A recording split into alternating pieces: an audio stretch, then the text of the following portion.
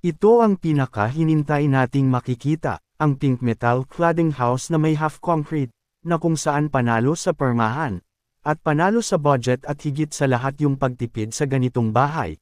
So bago ang lahat, kung nagustuhan mo ang mga ganitong video about sa design, idea, at tipid house, ay mag-subscribe ka na at e-like itong video natin ngayon.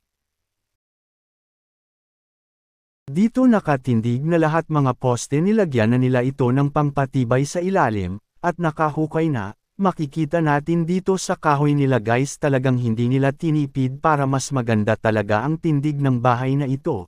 Dito guys makikita natin agad naglagay na sila ng trusses na kung saan kahoy rin yung ginamit nila dito, hindi na sila gumamit ng bakal para sa trusses dahil metal cladding naman ang gagamitin sa dingding. Naka-install na nga pala sila ng bubong dito bali standard corrugated galvanized iron ang ginamit, makikita natin agad yung kalakihan ng bahay na ito may sukat na nga ito ng 16 feet by 18 feet. Naka-file na rin sila dito ng hollow blocks at sinimulan na rin nila maglagay ng frame at division. So ayan guys nakapolitada na rin sila dito sa concrete at simulan na rin nila mag-flooring sa loob. Ayan guys makikita natin dito kakaiba yung dating ng bahay maganda na lalo na kapag malagyan ito ng dingding. Ayan nga pala na nag-start na sila mag-install ng dingding, na kung saan ay ang tawag dito ay metal cladding.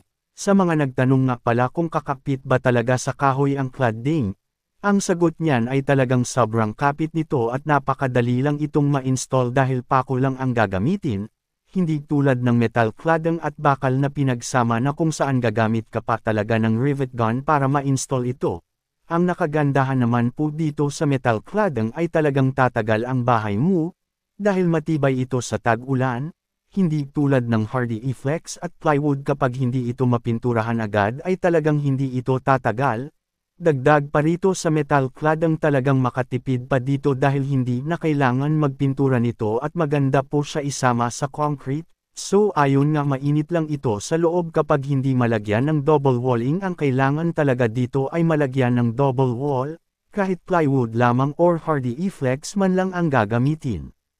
Ito po makikita natin napakaganda talaga pinagsama itong cladding at sliding window nila guys. Ang bili nga pala nila lahat dito sa sliding window ay 14,500 pesos.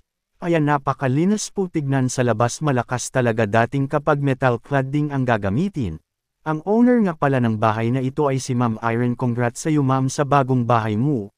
So ayan nga po ang total na gastos dito ay 170,000 pesos including labor and materials. May provision isang sala, 2 bedroom, kusina at CR. So dito lang po guys abangan nyo pa sa mga susunod pa nating upload. Maraming salamat, subscribe.